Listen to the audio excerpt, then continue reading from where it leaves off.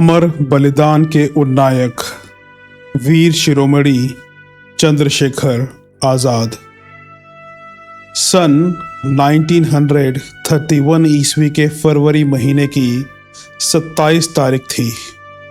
सुबह के 8 बजे के लगभग दो युवक इलाहाबाद के अल्फ्रेड पार्क में टहल रहे थे और आपस में क्रांतिकारी दल की तत्कालीन परिस्थिति पर विचार विमर्श करते जाते थे।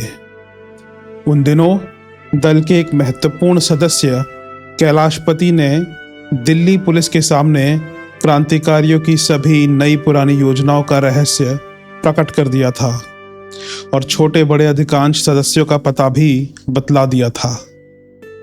इससे 3-4 महीने के भीतर एक एक करके कई सदस्य पकड़े या मारे जा चुके थे। बचे हुए व्यक्तियों की खोज पुलिस बड़ी सरगर्मी से कर रही थी। ऐसी परिस्थिति में उनकी रक्षा के लिए क्या उपाय किया जाए, इस पर चर्चा की जा रही थी। एक सुझाव यह था कि कुछ लोग बर्मा के रास्ते चीन या रूस चले जाएं और वहीं से क्रांतिकारी आंदोलन में सहयोग देते रहें। इन दोनों युवकों में से एक हिंदुस्तान समाजवादी प्रजातंत्र सेना के सेनापति चंद्रशेखर आज़ाद थे और दूसरे उनके सहयोगी श्री सुखदेव राज थे। चंद्रशेखर पिछले 6.5 वर्ष से फरार थे। उन पर कितनी ही भयंकर वारदातों के लिए वारंट जारी थे और गिरफ्तारी के लिए 5,000 के इनाम की घोषणा कर दी गई थी। यह निश्चय था कि पकड़े जाने पर उन्हें मृत्युदंड दिया ही जाएगा। पर इधर आज़ाद ने भी प्रतिज्ञा कर रखी थी कि कोई पुलिस वाला मेरे जीवित शरीर को हाथ नहीं लगा सकता और ना मुझे जेल खाने में बंद किया जा सकता है। मैं आज़ाद हूँ तो सदा आज़ाद रहकर ही दिखला दूंगा। घंटा पौन घंटा तक इस तरह पार्क का चक्कर लगाने के पश्चात वे थॉर्नहिल रोड से मिले हुए भाग में एक पेड़ के नीचे बैठ गए और क्रांति दल की वर्तमान समस्याओं पर विचार करने लगे। उसी समय एक पुलिस अफसर ठाकुर विश्वेश्वर सिंह ने उनको देखा और अनुमान किया कि यह कदाचित चंद्रशेखर आज़ाद है। उसने तुरंत पार्क की बगल में ही रहने वाली सीआईडी के सुपरिटेंडेंट नाट बाबर को खबर दी। वह अपनी मोटर पर बैठकर उस जगह पहुंचा जहां आज़ाद और सुखदेव राज बैठे बातें कर रहे थे। पार्क के भीतर होते हुए भी यह एक जंगल जैसा स्थान था जहां अनेक पेड़ बेतरतीब उगे हुए थे और पास में ही एक छोटा सा नाला बरसाती पानी के लिए बना हुआ था। नाट बाबर मोटर से उतरकर सीधा आज़ाद की तरफ चला। उसने अपनी पिस्तौल निकाल ली और पूछा, तुम लोग कौन हो? परिस्थिति को समझकर आज़ाद ने भी तुरंत ही अपनी भरी हुई पिस्तौल निकाली और दोनों तरफ की गोलियां एक साथ छूटी।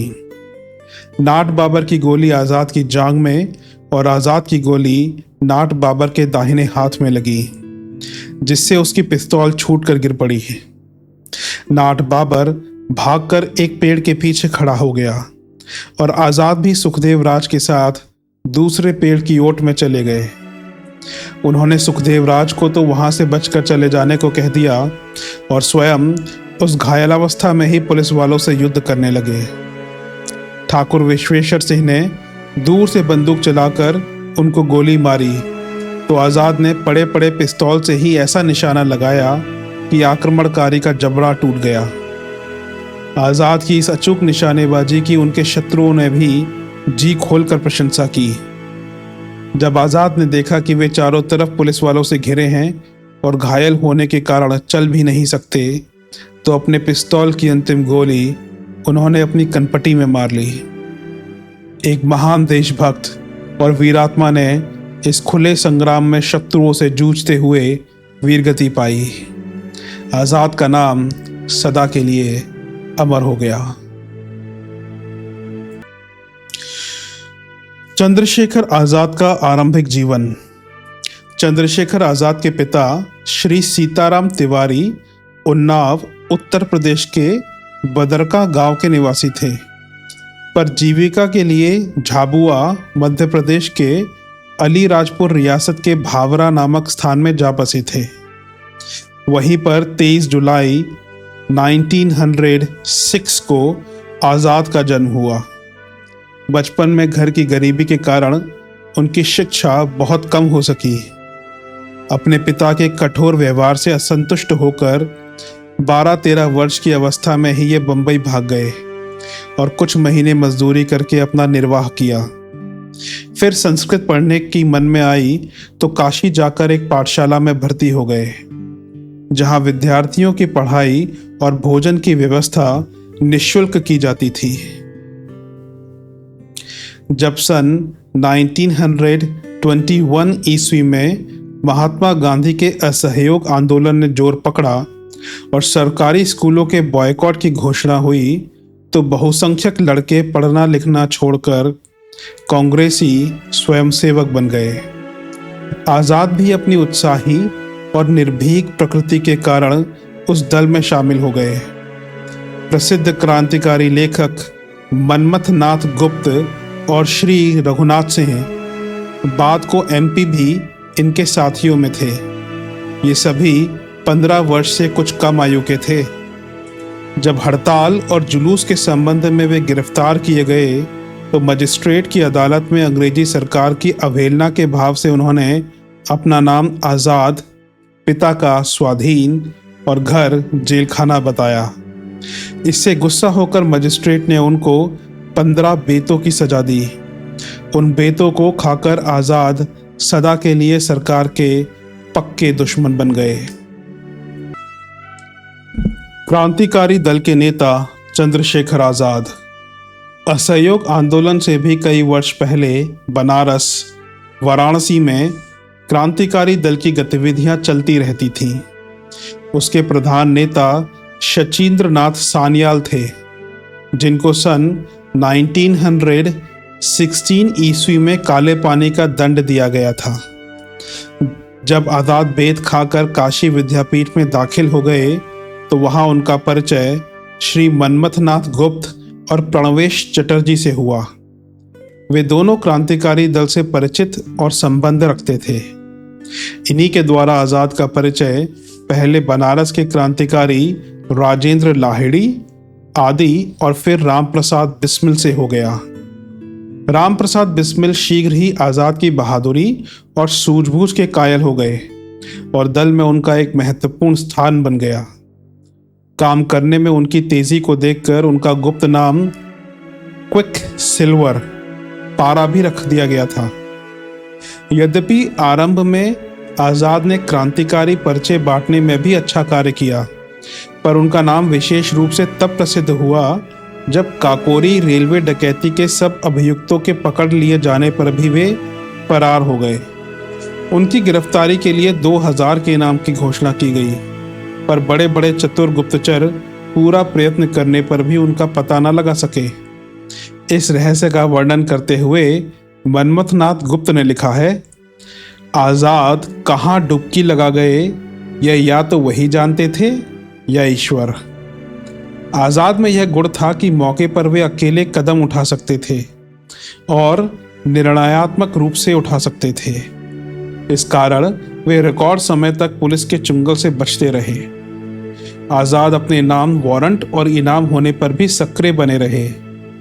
इतना ही नहीं, उन्होंने छिन्न भिन्न क्रांतिकारी दल के पुनर्गठन का काम भी आरंभ किया और झांसी में, जहां वे गुप्त रूप से निवास करने लगे थे, अनेक नवयुवकों को दल में भर्ती करके एक महत्वपूर्ण केंद्र स्थापित कर दिया था। इन नवयुवकों में से भगवान दास माहौर, सदाशिवराव मलकापुरकर, विश्वनाथ वैशंपायन आदि आगे चलकर दल के प्रसिद्ध और सुदृढ़ कार्यकर्ता निकले। यद्यपि हम इस संबंध में बहुत कुछ छानबीन तो नहीं कर सके, पर अनेक क्रांतिकारियों के लिखे वर्णन को पढ़कर यही जान पड़ता है कि जिन लोगों को आज़ाद ने शिक्षित किया और ट्रेनिंग दी, उनमें से शायद ही कोई अविश्वस्त सिद्ध हुआ होगा। इसके विपरीत पंजाब तथा दिल्ली की तरफ के सदस्य बड़ी संख्या में इकबाली गवाह ही नहीं बने, वरन उनमें से बड़े कहलाने वालों ने भी प्रायः चालाकी से काम लिया और कमजोरी भी दिखाई। झांसी में सबसे पहले वे मास्टर रुद्र नारायण के यहाँ ठहरे। मास्टर साहब भी रामप्रसाद बिस्मिल के दल से संबंध रखते थे और एक बार शाहजहांपुर में आज़ाद से परिचित हो चुके थे। यद्यपि उन्होंने आज़ाद को भाई के समान घर में रखा और अपनी स्त्री का पर्दा करने का नियम भी उनके लिए हटा दिया, पर वे उनका वहाँ रहना खतरनाक समझते थे। उन पर सरकारी अधिकारियों को संदेह था और इसलिए पुलिस का एक गुप्तचर उनके घर के सामने प्रायः बैठा रहता था। इससे सुरक्षा के ख्याल से उन्होंने झांसी से कुछ मील के फासले पर ढिम्मरपुरा गांव में, जो ओरछा रियासत में पड़ता था, उनके रहने की व्यवस्था की। वहां हनुमान जी के मंदिर में वे एक साधु के वेश में रहते थे और उनका नाम हरिशंकर ब्रह्मचारी प्रसिद्ध हो गया था। हरिशंकर ब्रह्मचारी बीच बीच में झांसी भी आ जाते थे और उनके मित्र भी कभी ढिमरापुर पहुंच जाते थे। इस बीच एक ऐसी घटना हो गई जो काफी खतरनाक थी, पर आज़ाद अपनी सूझबूझ के बल पर उससे सहज में छुटकारा पा गए। एक दिन वे किसी अन्य साधु के साथ झांसी से वापस लौट रहे थे कि शहर के बाहर पुलिस के 2 सिपाहियों को उन पर संदेह हो गया और वे उनके पास आकर पूछने लगे, क्या तू आज़ाद है? आज़ाद ने तुरंत हंसते हुए कहा, हैं बच्चा, हम तो आज़ाद ही हैं, भजन करते हैं और मस्त रहते हैं। तो चले बच्चा, हनुमान जी को चोड़ा चढ़ाने में देर हो जाएगी। पर पुलिस वाले उनको थाने ले जाने की जिद करने लगे। कुछ दूर तक तो आज़ाद उनके साथ चलते चलते उन्हें समझाते रहे, पर जब देखा कि ये तो मानते ही नहीं तो दृढ़ता से बोले, तुम्हारे थाने के दरोगा से हनुमान जी बड़े हैं? मैं तो हनुमान जी का हुक्म मानूंगा, तुम मानो अपने दरोगा फरोगा को। यह कहकर अपने रास्ते पर तेजी से चल दिए और सिपाही देखते ही रह गए। आइए अब समझते हैं चरित्र संबंधी दृढ़ता चंद्रशेखर आज़ाद की।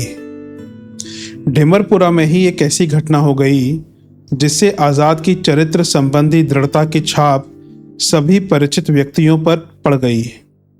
जिन ठाकुर मलखान छे के मकान में ये कुछ समय बाद रहने लगे थे, उनकी एक बहन भी उसी में रहती थी, जिसे आज़ाद और उनके साथी जीजी कहकर पुकारते थे।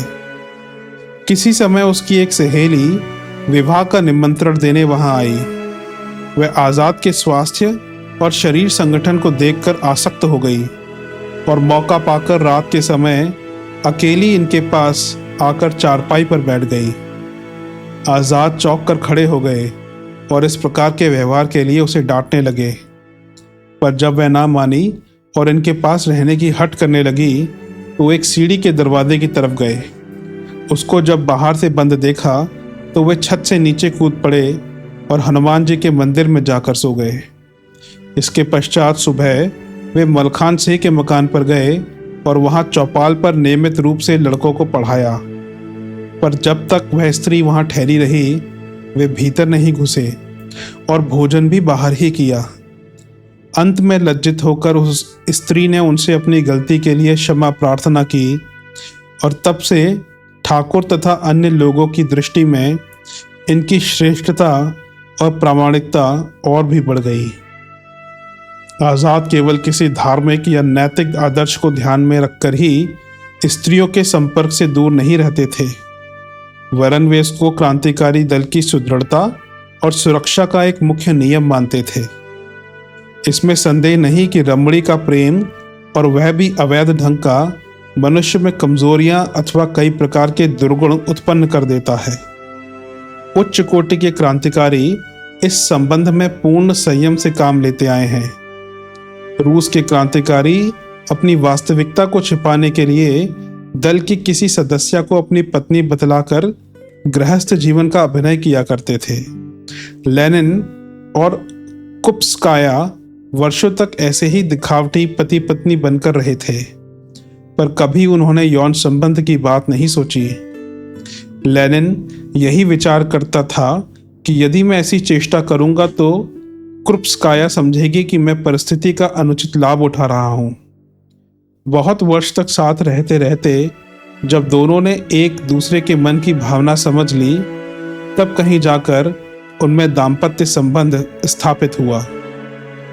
हमारे यहाँ के क्रांतिकारी दल के सदस्यों ने इस संबंध में कोई अच्छा उदाहरण उपस्थित नहीं किया। यशपाल और प्रकाशवती तथा कैलाशपति और चंद्रवती का संबंध दल के लिए हानि का कारण बना। वीरभद्र यद्यपि विवाहित था, फिर भी उस पर भी कुछ इसी प्रकार का आरोप लगाया गया था। काकोरी केस के बनबारी लाल से भी यही शिकायत थी। भोग की लालसा मनोबल को क्षीण कर देती है। आज़ाद इस विषय में बहुत सख्त थे और अनुशासन की दृष्टि से उन्होंने यशपाल को प्राणदंड देने का निर्णय किया था। कैलाशपति ने तो इस संबंध में बड़ी नीचता का परिचय दिया और पुलिस के सामने क्रांतिकारी दल के समस्त रहस्यों का ऐसा भांडाफोड़ किया कि पूरा संगठन छिन्न भिन्न हो गया और अधिकांश सदस्य गिरफ्तार कर लिए गए। इस संबंध में उनके चरित्र लेखक वैशंपायन ने लिखा है, आज़ाद का सबसे बड़ा संबल था उनका चरित्र। इसको उन्होंने सदा महत्व दिया और इस धारणा पर जीवन के अंत तक दृढ़ रहे। चरित्रहीन व्यक्ति से वे सदा घृणा करते थे। कुछ साथियों ने उनके इस गुण की हंसी उड़ाई, पर वे अपने सिद्धांत पर अटल रहे। विवाह उनकी दृष्टि में पाप नहीं था, परंतु जब नारी दल के किसी सदस्य के कर्तव्य में बाधक होती दिखाई दी अथवा किसी सदस्य ने दल की सदस्यता को विवाह का साधन बनाया और उसके लिए दल का दुरुपयोग किया, तो ऐसे सदस्यों को आज़ाद कड़ी से कड़ी सजा देने में भी ना हिचकते थे। उनके इस महान गुण की कुछ स्वार्थी तत्वों ने खिल्ली उड़ाई, उसे आज़ाद की भूल बतलाया, परंतु स्वार्थियों का यह प्रयत्न अपने अवगुण छिपाने का प्रयास मात्र था। पार्टी के अनेक सदस्य विवाहित थे और आज़ाद की उनके प्रति पूर्ण श्रद्धा थी। भाई भगवती चरण भी विवाहित थे। आज़ाद उन्हें बहुत मानते थे। उनसे परामर्श लिए बिना कोई योजना कार्यान्वित नहीं करते थे, परंतु जिन लोगों ने प्रगतिशीलता के नाम पर दल को अपनी प्रेम लीला का साधन बनाना चाहा, उनको आज़ाद ने कभी क्षमा नहीं किया। निस्संदेह चरित्र मनुष्य की श्रेष्ठता का बहुत बड़ा प्रमाण है। इसका संबंध केवल नारी से ही नहीं है, वरन सच्चाई, ईमानदारी, नैतिकता आदि भी चरित्र के ही अंग हैं। चरित्रहीन व्यक्ति का सभी दृष्टियों से पतन हो जाता है। ऐसे व्यक्ति यदि विद्वान तथा प्रतिभाशाली हो और सांसारिक सफलताएं भी प्राप्त कर लें, तब भी विचारशील और निष्पक्ष व्यक्ति उनको सम्मान की दृष्टि से नहीं देख सकते। अन्याय का विरोध। आज़ाद स्वभाव से ही अन्याय और जोर जुल्म के विरोधी थे। स्वयं खतरा उठाकर भी वे अन्याय पीड़ितों का पक्ष लेते थे और दुष्ट लोगों से भिड़ जाते थे। इस बात के उदाहरण उनके क्रांतिकारी जीवन में ही नहीं मिलते, वरन जब काशी में वे किसी संस्कृत पाठशाला के सामान्य विद्यार्थी थे, तब भी यह विशेषता उनमें देखी जाती थी। वहां एक गुंडा राह चलती बहु बेटियों को छेड़ा करता था। वह पुलिस से भी मिला करता था, इसलिए लोग उससे डरते थे और उसकी जोर जबरदस्ती सहन करते थे। एक दिन उसने बाजार में एक युवती को छेड़ा और उसका हाथ पकड़ लिया। आज़ाद ने, जो उसी मार्ग से जा रहे थे, यह दृश्य देखकर गुंडे को डांटा। वह हंसकर कहने लगा, अपने रास्ते चला जा, एक रैपट मारूंगा तो 3200 दांत धड़ जाएंगे। आज़ाद यद्यपि उस समय लड़के ही थे, पर संयम तथा व्यायाम की बदौलत उनका शरीर काफी तगड़ा हो गया था। साहस उनके स्वभाव में सदा से ही था। बस उन्होंने गुंडे को ललकारा और जैसे ही वह इनकी ओर बढ़ा, उसे उठाकर जमीन पर दे मारा। वे उसकी छाती पर चढ़ बैठे और कहा, जब तक युवती को बहन कहकर ना पुकारेगा, तब तक मैं नहीं हटूंगा। अंत में उसे ऐसा ही करना पड़ा।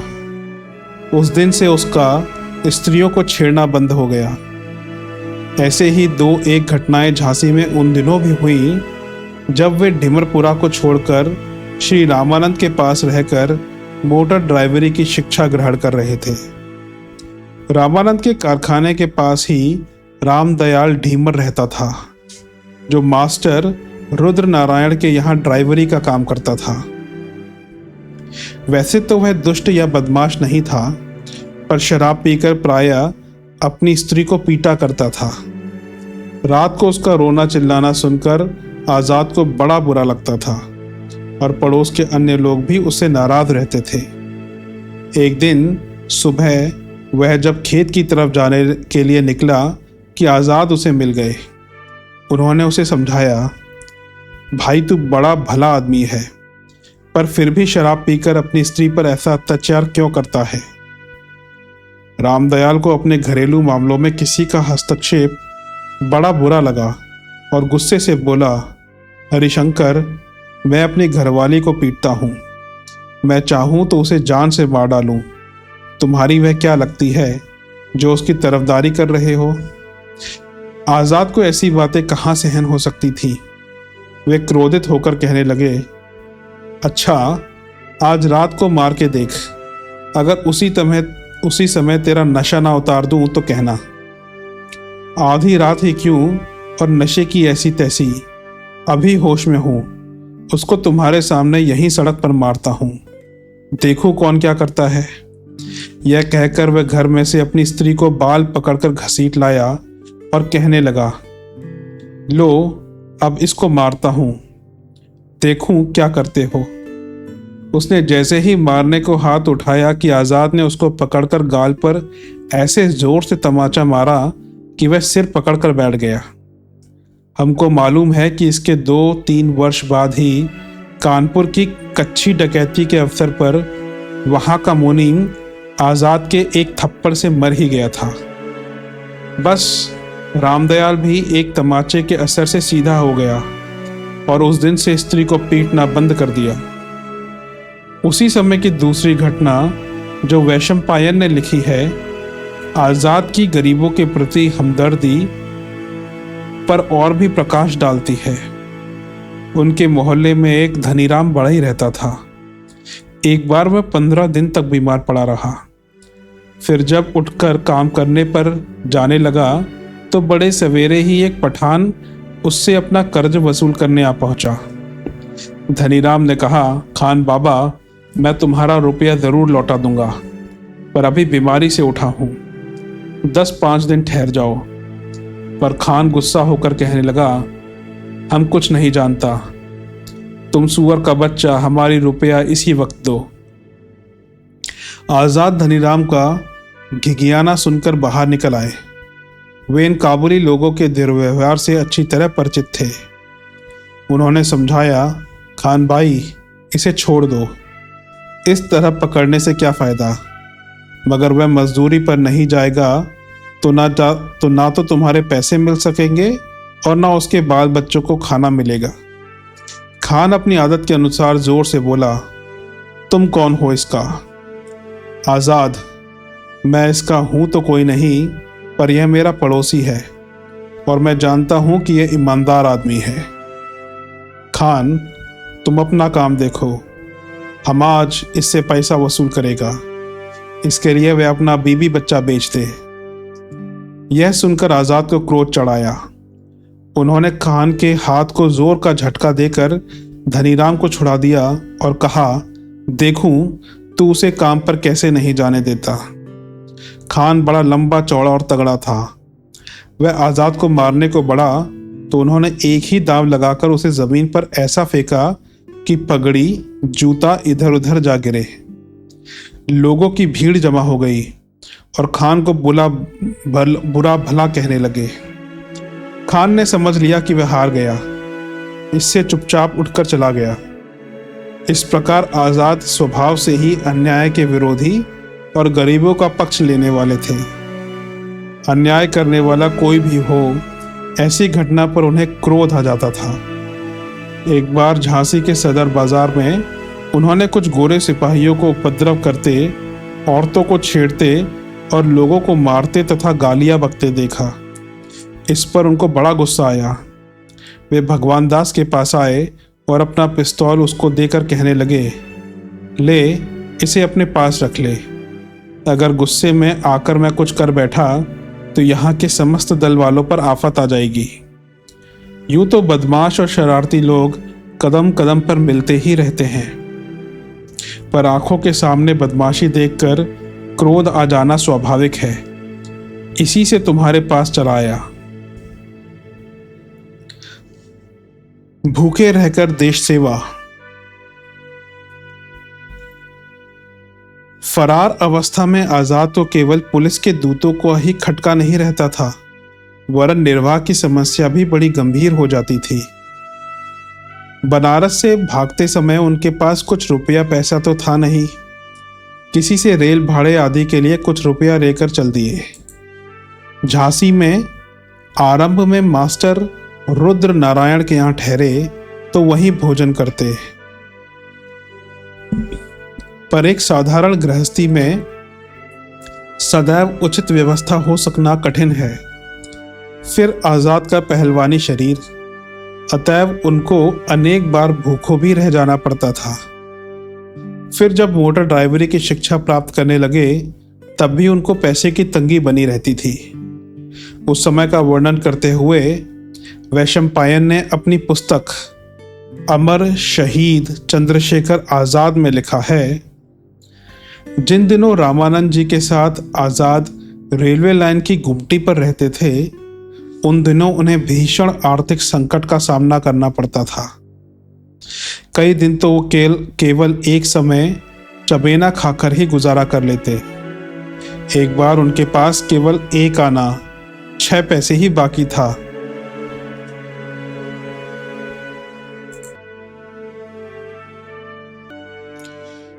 एक बार उनके पास केवल एक आना 6 पैसे ही बाकी था, जिससे एक दिन की भूख की समस्या हल हो सकती थी। यह भी विचार आता था कि आज यह एक आना खर्च हो गया तो कल क्या होगा। फिर भी आज भूख की ज्वलंत समस्या का हल करना आवश्यक था, इसलिए एक आने के चने ले आए और खाने लगे। खाते खाते आखिरी मुट्ठी जो भरी तो उसमें कुछ गोल गोल सा लगा। मुट्ठी खोलकर देखा तो वह इकन्नी थी। आजाद ने कहा, उस इकन्नी 6 पैसे का सिक्का को देखकर मुझे हंसी आ गई। यह सोचकर कि चलो कल की भी व्यवस्था हो गई, पर फिर यह ध्यान आया कि यह तो उस गरीब चने वाले की गाड़ी कमाई का पैसा है, उस पर मेरा कोई अधिकार नहीं। चबैना खाकर पानी पिया और इकन्नी उस चने वाले को लौटाए। यह कहकर कि तुमने मुझे चने दिए थे, उसमें यह इकन्नी आ गई थी। दुकानदार ने उस इकन्नी की ओर देखा और एक बार मेरी ओर देखकर मुस्कुरा दिया। मैं भी मुस्कुराकर अपने रास्ते चल दिया, पर कल की भूख प्रश्न चिन्ह बनी रही और ऐसे निराहार दिवस तो उनके संगी साथी ही थे। लगातार कई दिनों तक ठीक से भोजन मिलना उनके लिए अनहोनी बात थी।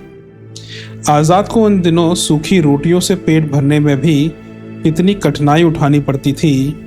यह श्री भगवान दास माहौर के उस वर्णन से विदित होता है जो उन्होंने यश की धरोहर में लिखा है।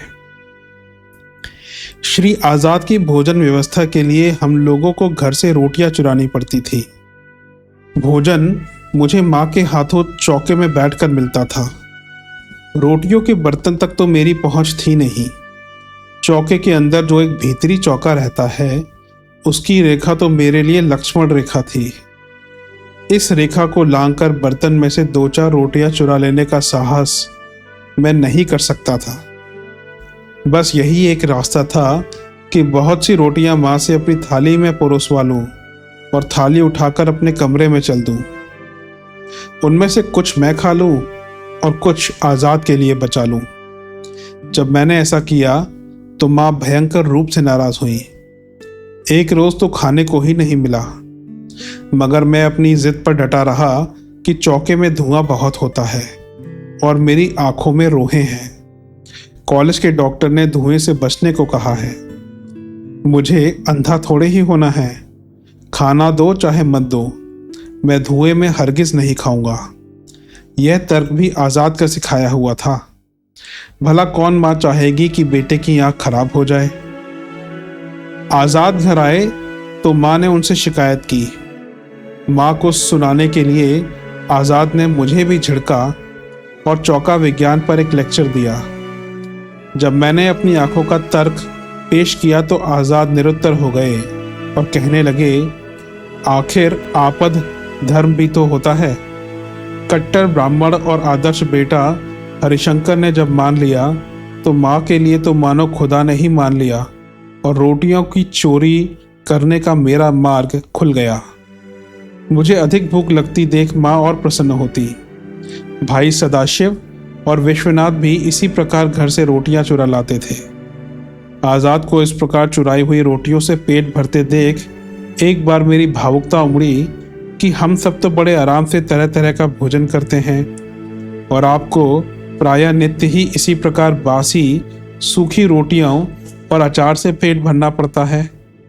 तो आज़ाद बोले, अरे बेवकूफ़ हुआ है, 3 घर से 3 तरह की रोटियां आती हैं।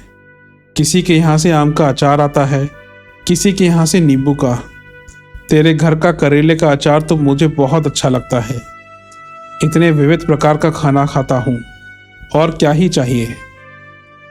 आप इस दृश्य की तुलना आजकल के देशभक्तों से करें, जिन्हें खाने के लिए दूध मलाई ही नहीं, फलों के रस की ज़रूरत पड़ती है, जिनकी नित्य प्रति होने वाली दावतों में सैकड़ों रुपये के खाद्य पदार्थ रकाबियों में ही छोड़ दिए जाते हैं, और वहाँ देश के लिए प्राणों की बाजी लगाने वाले आज़ाद के लिए बासी सूखी रोटियां भी नियामत थीं। उनका भी सदा मिलना कठिन होता था। इसी को सच्चा त्याग और तपस्या कहें तो क्या अनुचित है।